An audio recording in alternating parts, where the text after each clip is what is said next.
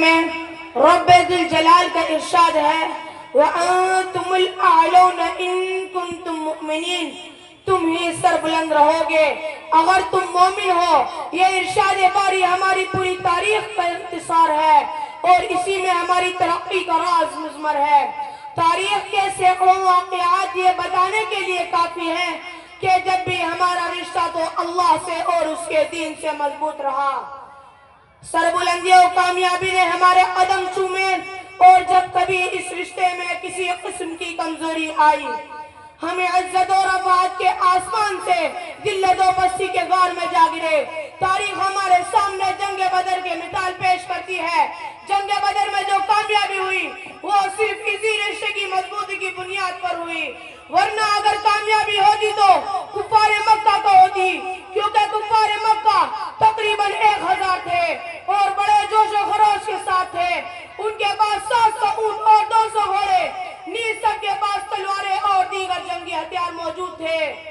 ادھر ابو جہل، عتبہ، شیبہ، ولید، حنظلہ، عبید، عاص، حرث، امیہ ابن خلف، نضر ابن حارث، عبد المطلب جیسے شجاعت کے پیکر اور آزمودہ کار تھے، اور ادھر بیچارے مسلمان بے سر و سامان، کل تعداد 313 سواری کے لیے کل 2 گھوڑے اور 70 اونٹ ہیں۔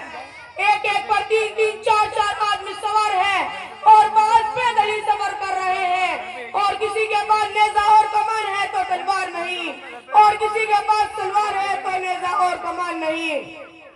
محترم بزرگوں اور دوستوں، جب مقام بدر پر پہنچتے ہیں تو دیکھتے ہیں تو کفار مکہ بلند مقام پر خیمہ زن ہو چکے ہیں، جہاں پانی کی بھی فراوانی ہے۔ بیچارے مسلمانوں کو پس اور رتیلی زمین پر خیمہ زن ہونا پڑا، ایسی جگہ پر کہ اگر کسی کو پیاس لگے تو ایک گھونٹ پانی پینے کو نہ ملے۔